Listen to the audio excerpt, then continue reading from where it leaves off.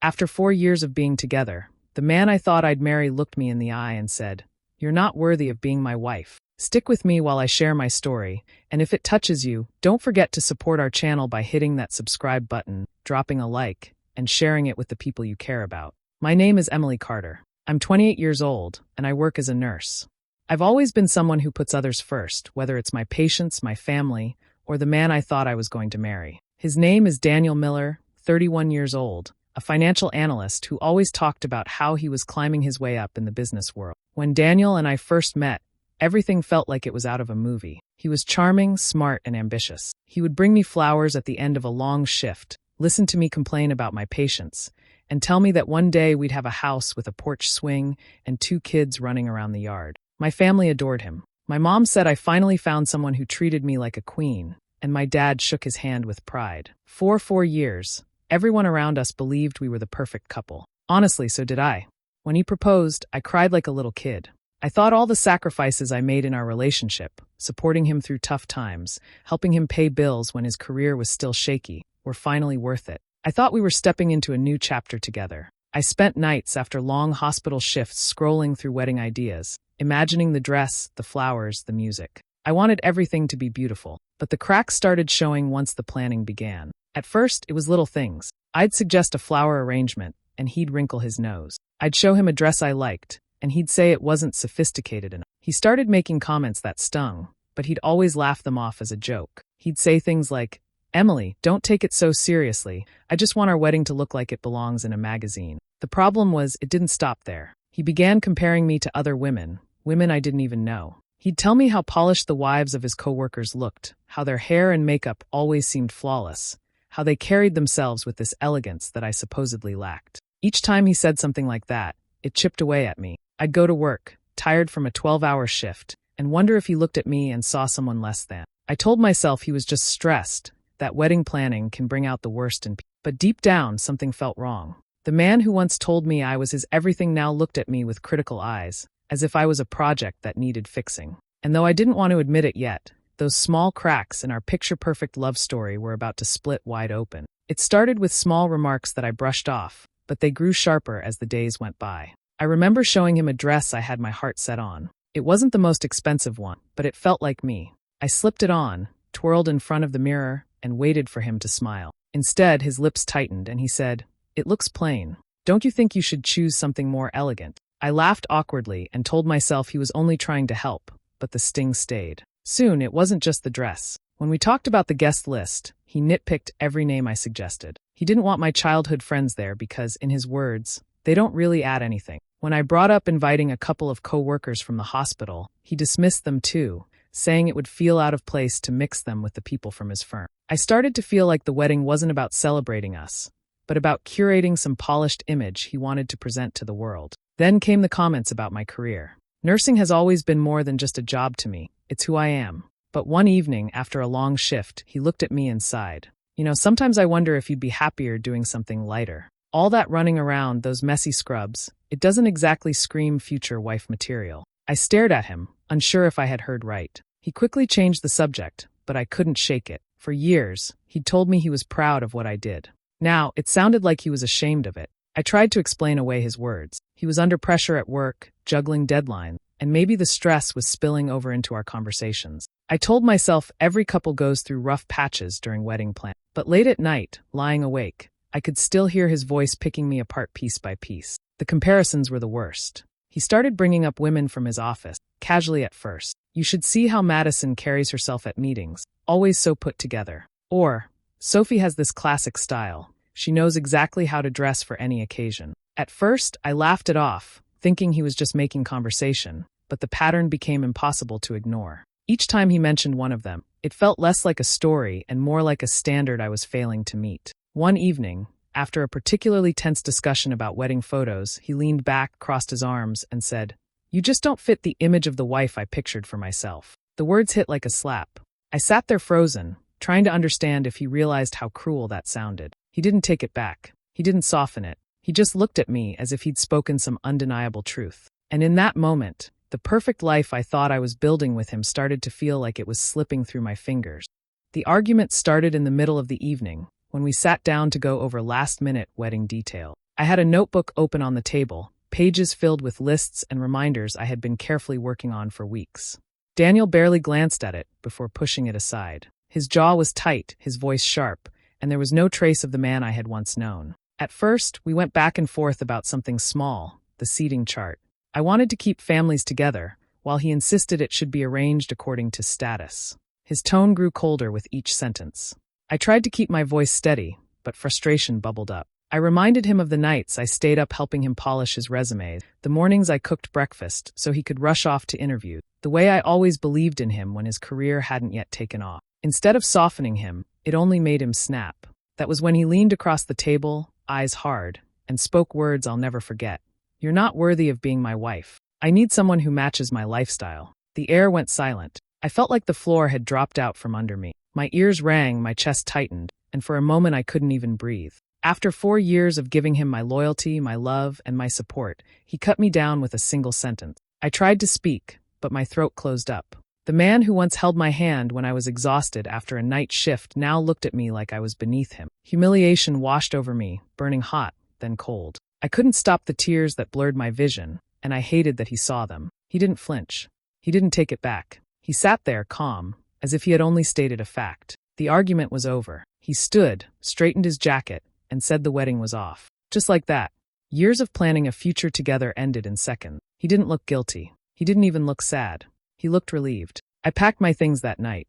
My hands shook as I folded dresses, stuffed shoes into bags, and gathered the pieces of a life I thought we were building together. Every photo I touched felt like another wound, but I couldn't bear to leave them behind. My chest ached, my stomach knotted, and still I forced myself to move. By midnight, I was standing at my sister Claire's front door, my eyes swollen and my voice gone. She pulled me inside without asking questions, wrapping me in her arms as I broke down completely. I had nothing left to hold together. The man I trusted most had thrown me aside, and all I could do was cling to the only person who still felt like home. I spent the first few days in Claire's guest room barely able to get out of bed. The walls seemed to close in on me, and every sound outside the door felt too loud. My pillow was damp from tears I couldn't hold back. I kept replaying that night over and over in my head, hearing his words echo until they carved deeper wounds. Not worthy. I avoided mirrors. When I caught my reflection, I barely recognized the woman staring back. My eyes were puffy, my face pale, and I kept asking myself what I had done wrong. Was I not pretty enough? Not smart enough? Did I lack something he needed? I searched for answers in every memory, picking myself apart in ways I never had before. Claire tried to keep me afloat. She brought tea, sat with me late at night, and listened while I sobbed through broken sentences. She didn't just nod along. She reminded me of things I had chosen to forget. Like the time Daniel left me covering rent because he was between opportunities, or when I maxed out a credit card paying for his car repairs so he could make it to interview. She pointed out how I skipped vacations and nice clothes because he needed extra money for networking events. I wanted to argue, to defend him, but the truth sat heavy in my chest. The flashbacks came like waves. I remembered staying up with him when he was stressed over exams for his license, brewing pot after pot of coffee, quizzing him with flashcards until dawn. I remembered patching his torn shirts, cooking dinner when I was already bone-tired from double shifts, and cheering him on when he landed his first job. Every moment was proof of how much I had invested in us. And now all of that effort, all of that love, had been discarded with one cruel sentence. It wasn't just the end of an engagement. It was the collapse of everything I had built in my heart for 4 years. I kept thinking of the plans we made. A starter home, children's names we tossed around late at night, the garden I dreamed of planting. Those pictures weren't just gone, they felt stolen. Claire sat beside me one evening, her hand warm on mine. "Emily, he's been putting you down for a long time. You just didn't want to see it. You've always deserved better than this." Her voice cracked, not from anger but from love. I wanted to believe her, but the betrayal was too raw. Every corner of my mind hurt. It wasn't just sadness. It was the unbearable sense that I had given the best parts of myself to someone who thought so little of me. That thought wrapped around me like chains, keeping me in that dark room even when the sun shone through the window. It was a week after I had settled at Claire's when the truth came to light. I was still moving through each day like a shadow, forcing myself to shower, forcing food down, pretending I was fine when I wasn't. Then, one afternoon, Claire walked into the kitchen with her phone in her hand, her face tight. She hesitated before setting it on the table in front of me. "Emily, you need to see this," she said softly. On the screen was a photo.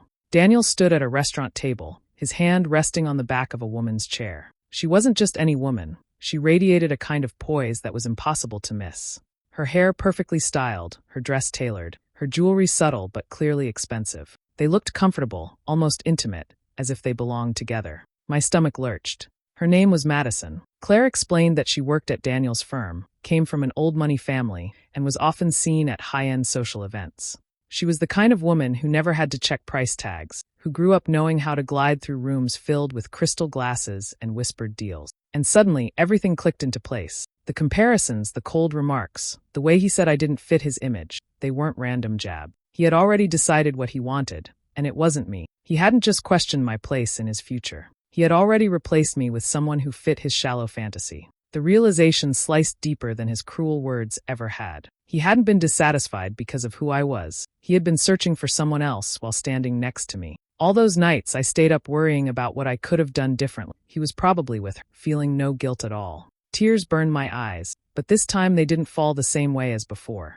Alongside the grief, something else started to rise, something hotter, sharper. Beneath the heartbreak, there was anger. Pure, steady anger. I thought back to the sacrifices I had made, the love I poured into him, the way I defended him when others doubted his choices. And for what? So he could throw me aside like I was disposable, chasing after a polished image he thought would elevate him? My hands clenched at the thought. The sorrow was still there, heavy as ever, but it no longer stood alone. In that moment, the power balance shifted. I wasn't just the abandoned fiancé anymore. I was a woman who had been used, deceived, and discarded. And the longer I sat there staring at that picture of Daniel and Madison, the more the rage burned through the fog of despair. I wasn't going to stay broken forever. Something inside me had woken up, and it was not going to let him walk away unscathed. I woke up one morning and realized I couldn't keep drowning in sorrow. My chest still ached, but the tears had dried into something different. I stood in front of the mirror, really looking at myself, and whispered, "Enough." I refused to let him take any more from me. If he wanted me broken, I wouldn't give him the satisfaction. The first change I made was throwing myself into work. I picked up extra shifts at the hospital, telling my supervisor I was available whenever they needed. The long hours kept me busy, kept my mind from spiraling back into the nights with him. Each patient I cared for reminded me that I still had purpose, even if Daniel had dismissed it. When I wasn't at the hospital, I started moving my body again. At first it was just walks with Claire in the cool evening air, but soon I joined a small gym near her house. The soreness in my muscles felt different from heartbreak. It felt alive. The more I trained, the stronger I felt. I wasn't shrinking anymore. I was rebuilding. Claire noticed the shift before I did. One night, over dinner, she smiled across the table. "You're glowing again, Em. He doesn't get to define you. You do." Her words planted a seed that kept growing every day. She didn't push, didn't lecture, but she reminded me gently that my story wasn't over just because he had left me behind. Alongside the healing, something else started forming. Every time I remembered Daniel's smug expression, or the way he spoke as if I were beneath him, a quiet determination took root. I knew I couldn't undo the past, but I could decide how the future would play out. Revenge didn't have to be loud or messy. It could be precise, quiet, and devastating in its own way. I didn't tell Claire everything that crossed my mind, but she could sense there was more behind my steady calm. "Just promise me," she said one evening, "that whatever you do, you don't lose yourself in it." I nodded, though inside, I had already started sketching the outlines of something I hadn't fully admitted aloud. I poured my energy into becoming the best version of myself, not for him, but for me. Every shift, every workout, every hour spent taking care of my body and mind chipped away at the brokenness he left behind. And beneath all of it, I carried a secret. While he thought I had disappeared into silence, I was slowly preparing a response. Not with shouting or begging, but with a plan that would remind him exactly who I was and what he had thrown away. News of their quick engagement reached me through a mutual friend's casual remark over coffee, an offhand comment that hit like a warning bell. The world around me pulled into focus. They had moved from secret dinners to talk of rings and venues in a matter of weeks. It wasn't the suddenness that surprised me so much as how calm Daniel seemed about it, as if he'd already closed the book on us and started a new chapter without a backward glance. I realized then that any response had to be careful and exact. I knew him better than anyone. I remembered patterns he left everywhere. Unpaid tabs hidden among neat stacks of receipts, passwords scribbled in old notebooks, the way he used a particular app for transfers and never logged out. Those small habits were the scaffolding of his life, unnoticed by others but obvious to me. They offered a way in.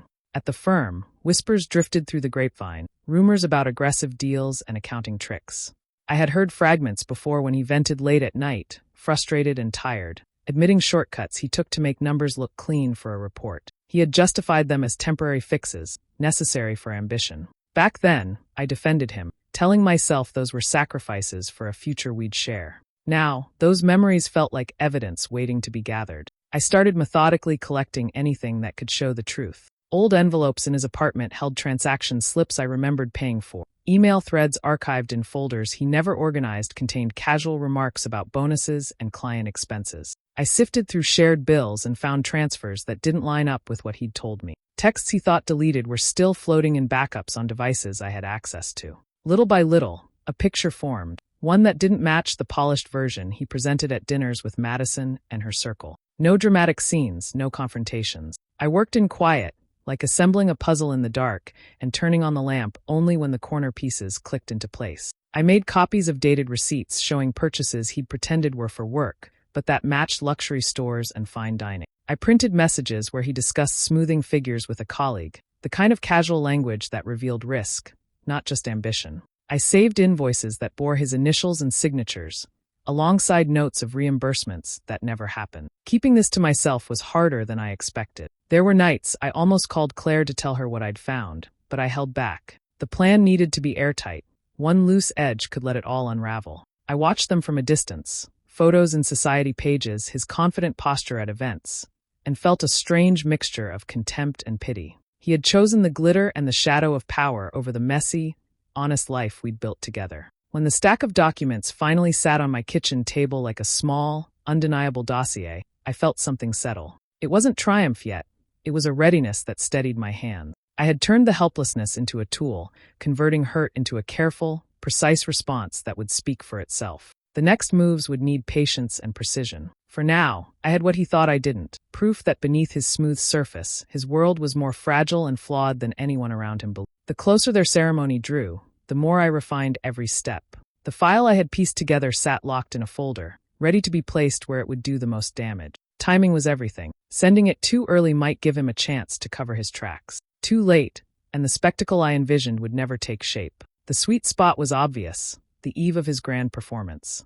I prepared an anonymous package. No return address, no fingerprints, nothing that could link it back to me. Inside were carefully arranged copies, receipts that contradicted reports, email threads hinting at manipulation, and invoices revealing misuse of funds. I mailed it straight to the compliance department of his firm. Quiet, clean, and impossible to ignore. After that, I waited. The day of their wedding arrived with flawless skies, the kind of weather brides dream about. Claire insisted on taking me out for breakfast to distract me, but I couldn't stop picturing what was unfolding across town. Daniel, no doubt immaculate in his tuxedo, greeting guests with that polished smile. Madison, draped in silk and diamonds, glowing as cameras flashed. But somewhere between the champagne toasts and the photographs, his phone would buzz. I imagined his confident expression faltering as a voice on the other end delivered the words that would turn his world upside down. Suspension pending full inquiry. The investigation would strip away the shield he'd carefully built, and it was happening on the very stage where he wanted to appear untouchable. I didn't need to be there to see the ripple spread. Guests whispering behind manicured hands. Colleagues exchanging uneasy glances, already wondering what the fallout would mean for them. Madison's parents stiffening at the table, realizing their future son-in-law's glittering reputation had cracks running through it. The air thick with discomfort, while music played on as though nothing had changed. For Daniel, it wasn't just a phone call. It was the shattering of the image he had worked so hard to project. Everything he craved, status, acceptance, admiration, was slipping away in front of the very people he wanted to impress most. And he couldn't stop it. Not with his charm, not with his polished words, not with Madison at his side. Back at Claire's, I sat quietly, sipping coffee, steadying my breath. I didn't celebrate, didn't cheer. Instead, I let the satisfaction settle deep and calm. For years, I had been silent while he diminished me. Now the silence worked in my favor. He didn't know where the strike came from, only that it was precise and devastating. By the end of that day, the spectacle of their perfect union had begun to unravel. And while they faced the growing storm, I felt the first true sense of balance since everything fell apart. He had taken so much from me, but finally, I had taken something back. The chaos that began with a phone call only worsened as the day unfolded. By the time the last toast should have been made, the whispers had turned into open stares. Madison, radiant in her gown just hours earlier, now stood stiffly beside Daniel, her smile forced and brittle. When the truth reached her ears, not just rumors but confirmation of his shady dealing, her composure cracked in front of everyone. She confronted him right there, her voice sharp enough to slice through the music. Is it true? Did you lie about your finances? About your job security? The guests fell silent, all attention fixed on the scene unraveling before them. Daniel tried to brush it off, but the panic in his eyes betrayed him. Madison's family, seated nearby, exchanged looks of disgust. Her father stood, his chair scraping loudly against the floor, a signal that this union was over before vows could even be spoken. Madison didn't hold back. With venom in her tone, she told him exactly what she thought of his deception, each word striking harder than the last. Finally, she tore the veil from her hair, flung it onto the table, and stormed out with her parents trailing close behind. The sound of the door slamming echoed like a gavel sealing his fate. Daniel was left alone, humiliated in front of colleagues, relatives, and supposed friends. The life he tried to build on appearances collapsed in one afternoon. In the days that followed, my phone began buzzing with his number. At first, I ignored the calls, thinking they would stop. They didn't. He sent long messages, words spilling across the screen, full of pleas and apologies. He claimed he'd been blinded, that he'd made a mistake choosing image over love. He said he missed me, that he realized I had always been the one who truly cared for him. He begged for a chance to explain. Reading those messages, I felt a strange calmness.